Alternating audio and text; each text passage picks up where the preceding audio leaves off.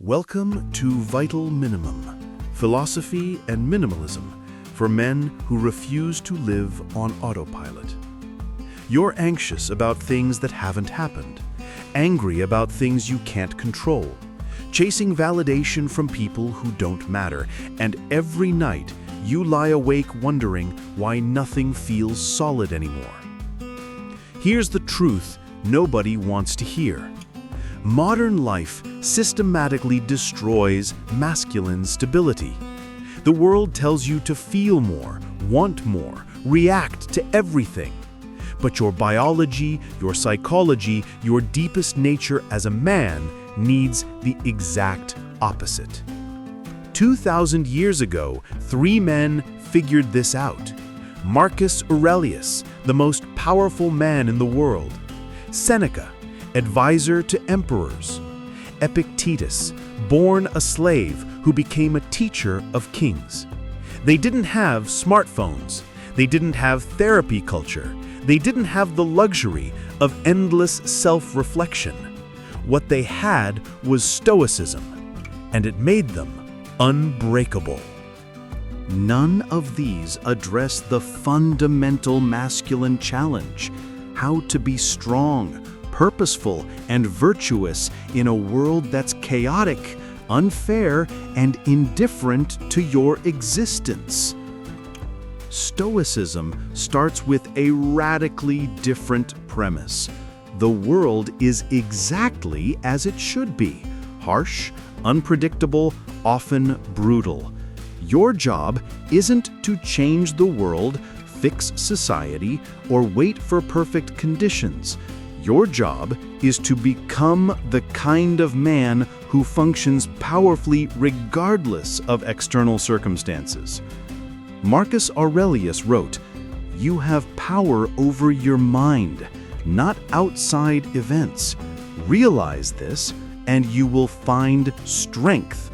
Not positivity, not manifestation.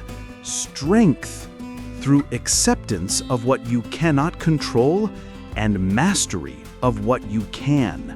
Wisdom, courage, justice, temperance, each one distinct and powerful. Stoicism gives you 4 virtues, not suggestions, virtues, non-negotiable principles that define masculine excellence.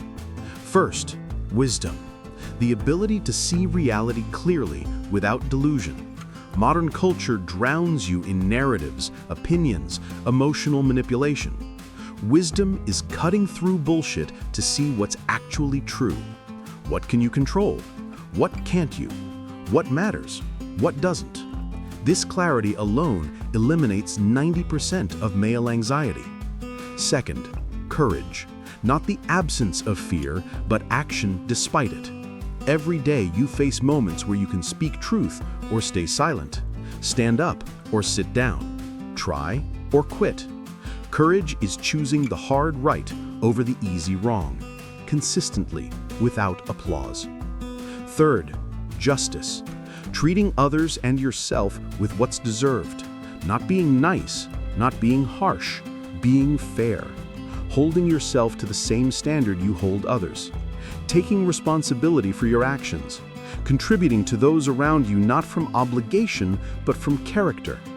Fourth, temperance, control, discipline, the ability to say no to yourself, to delayed gratification, to momentary pleasures that undermine long-term goals. Modern men are drowning in dopamine. Stoicism teaches you to master your appetites instead of being enslaved by them. These aren't personality traits you're born with. They're muscles you build, daily, through practice. Here's what nobody talks about. Stoicism aligns perfectly with masculine neurology and psychology. Men are wired for agency, for problem solving, for taking action. When you feel anxious, your biology screams, fix something, do something, control something. But modern life gives you endless problems you cannot fix. Political chaos, economic uncertainty, social dysfunction. The result? Chronic stress, depression, that feeling of powerless rage that eats you from the inside. Stoicism gives your masculine drive a proper target. Yourself, your thoughts, your responses, your character. You can't control the economy, but you can control your spending. You can't control other people, but you can control your reaction to them. You can't control outcomes, but you can control your effort. This isn't coping.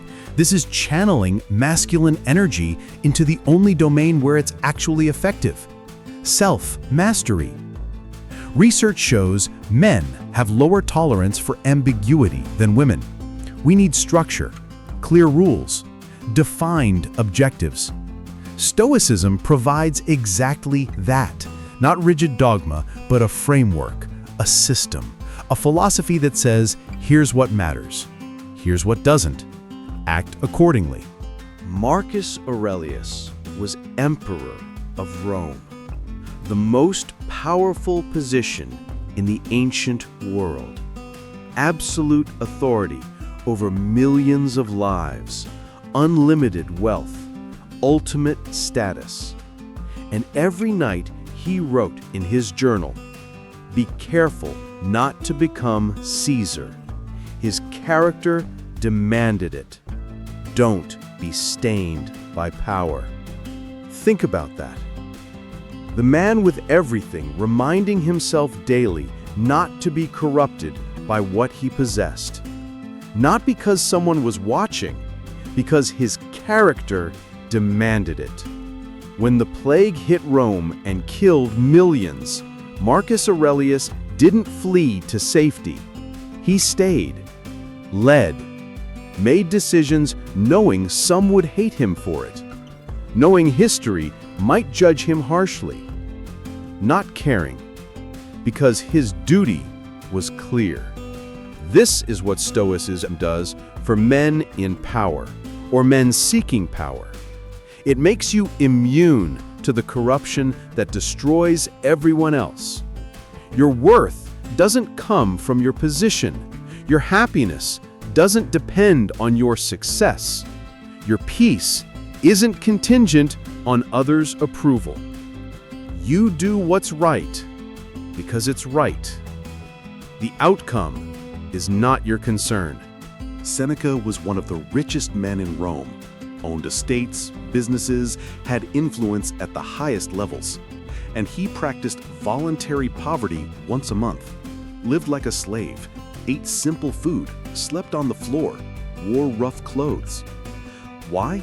In his words, set aside a certain number of days to be content with the smallest amount of food and the cheapest clothing. Ask yourself, is this the condition I feared? Modern men tie their identity to their income, their car, their house, their watch.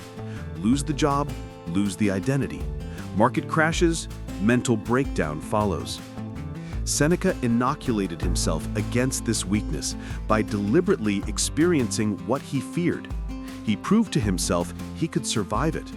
More than survive, he could be content, happy even. Stoicism doesn't say don't pursue wealth.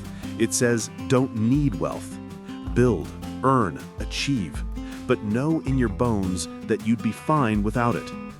This paradox, working hard while being unattached to results, creates unshakable confidence. You're not playing defense with your life anymore. You're not terrified of losing what you have. You're free to take risks because you've proven to yourself, even if you lose everything, you remain yourself.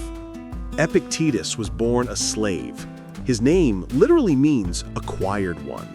His master broke his leg as punishment. He lived in chains for years.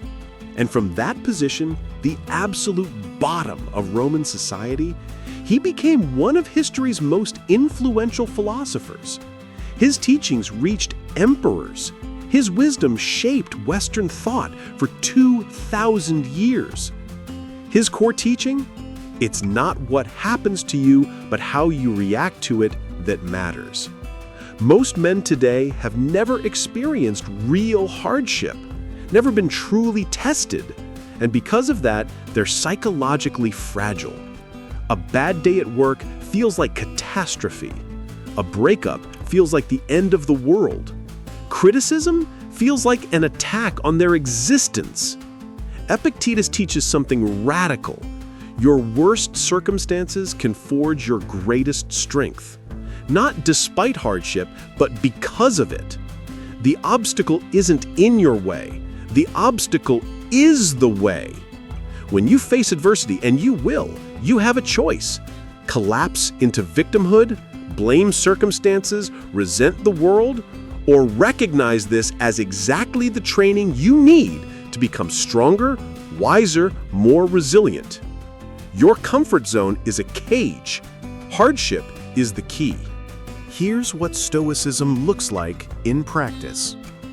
Every morning, before you check your phone, before you talk to anyone, you do this. First, premeditatio malorum, negative visualization. Spend 5 minutes imagining everything that could go wrong today. That meeting might bomb. That person might reject you. Your project might fail. And then ask, if this happens, how will I respond with virtue? This isn't pessimism, it's preparation.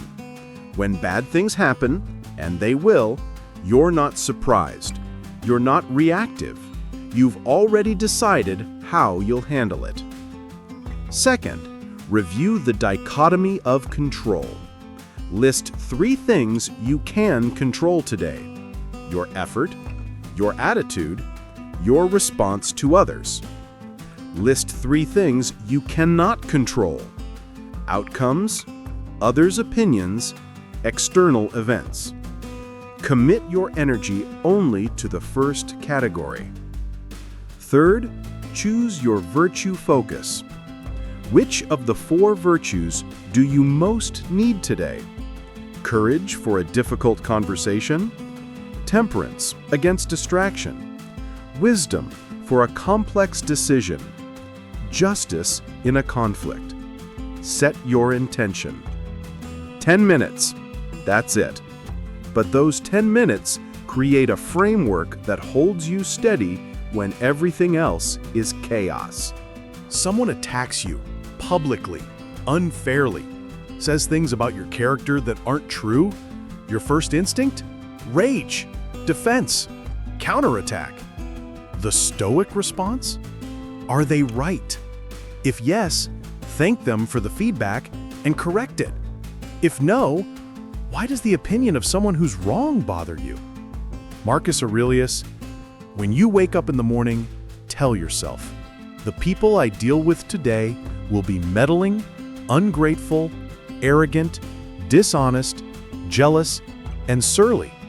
They are like this because they can't tell good from evil. This isn't arrogance, it's strategic emotional distance. Most people are operating from fear, ego, and confused values. Their attacks aren't about you, they're about them. Their insecurity, their pain, their lack of character. When you understand this, criticism loses its power. You evaluate it rationally. Is there truth here I can learn from? Great. Is this just someone else's misery seeking company? Noted and dismissed. Stoicism doesn't make you weak, it makes you untouchable, because nobody can insult a man who doesn't need their approval. You fail. Project crashes. Relationship ends. Business goes under. All the work, all the effort, all the planning, gone. Most men respond in one of 2 ways. They collapse into despair. I'm a failure. It's over. Why bother? Or they go numb. Nothing matters anyway. Life's meaningless. The Stoic does neither. He asks, what did I learn? What's now possible that wasn't before? How does this setback serve my character development? This sounds like toxic positivity. It's not. You acknowledge the pain, you feel the disappointment, but you refuse to let external failure define internal worth. Epictetus. Don't demand that things happen as you wish, but wish that they happen as they do, and your life will go smoothly. Not acceptance born from weakness, acceptance born from power, the power to see reality clearly, to adapt, to extract value even from disaster. Every setback is data. Every failure is training. Every loss is an opportunity to practice the one thing that actually matters: maintaining virtue regardless of outcome. Success doesn't build character. Adversity does. The man who can fail without breaking is stronger than the man who's never been tested. Memento mori. Remember, you will die. For Stoics, this wasn't morbid. It was liberating. Marcus Aurelius. You could leave life right now. Let that determine what you do and say and think. When you truly internalize your mortality, something extraordinary happens. The trivial becomes obvious. The important becomes clear. You stop wasting time on things that don't matter because you're aware time is the only thing you cannot buy back. That argument with your brother might be your last conversation. Resolve it. That project you keep delaying, you might not have tomorrow. Start it. That person you need to tell you love them, death doesn't care about your perfect timing. Stoicism teaches you to live as if each day is both your first and your last. First day enthusiasm, last day clarity. This isn't about fear. It's about focus. It's about living deliberately instead of sleepwalking through your existence. Modern men avoid thinking about death. They distract themselves, numb themselves, pretend they're immortal. Then they wake up at 45, 50, 60, and realize they've been preparing to live instead of actually living. The Stoic confronts death daily, and because of that, he truly lives. Philosophy without practice is masturbation. Here's your 30-day Stoic transformation. Week 1, morning dichotomy. Every morning, list 3 things you can control, 3 you cannot. Direct 100% of your energy to the first list. Watch your anxiety drop. Week 2, negative visualization. Before any important event, spend 5 minutes imagining worst-case scenarios. Then, prepare your virtuous response. Notice how you're never caught off guard anymore. Week 3, voluntary discomfort. Once this week, deliberately experience something uncomfortable. Cold shower, skip a meal, sleep on the floor. Prove to yourself that your fears are smaller than you think. Week 4, philosophical journaling. Every night, 3 questions. What did I do well today? Where did I fail my principles? And how will I be better tomorrow? 5 minutes. Builds self-awareness faster than years of therapy. This isn't about becoming a robot. It's about building unshakable internal stability in an unstable world. It's about becoming the kind of man who doesn't need perfect circumstances to be excellent. After 30 days, you won't recognize your mental state. Stronger, calmer, more focused, more present. That's not hyperbole. That's what happens when you align ancient wisdom with masculine psychology. The world doesn't need more sensitive men. It doesn't need more aggressive men either. It needs stoic men. Men who feel deeply but aren't controlled by feeling. Men who act powerfully but aren't corrupted by power. Men who build empires but aren't destroyed when empires fall. Stoicism gives you something modern life systematically destroys: internal stability independent of external circumstances. You become the calm in the storm, the clarity in the chaos, the strength others can depend on precisely because your strength doesn't depend on anything. 2,000 years ago, 3 men, emperor, advisor, slave, figured out how to live with virtue in impossible circumstances. Their wisdom isn't outdated. It's more relevant now than ever, because the fundamental challenges haven't changed. Only the distractions have multiplied. You have a choice right now. Continue being reactive to every event, anxious about every uncertainty, dependent on outcomes you can't control, or become stoic. Master yourself, build character, live with purpose. The world will throw everything at you: loss, criticism, betrayal, failure, injustice, all of it. Your only real choice is whether you let it break you or forge you. If this resonated with you, if you recognize that modern life is breaking men and ancient wisdom offers the solution, leave a like, subscribe to Vital Minimum, and share this with one man who needs to hear that strength comes from within, not from circumstances.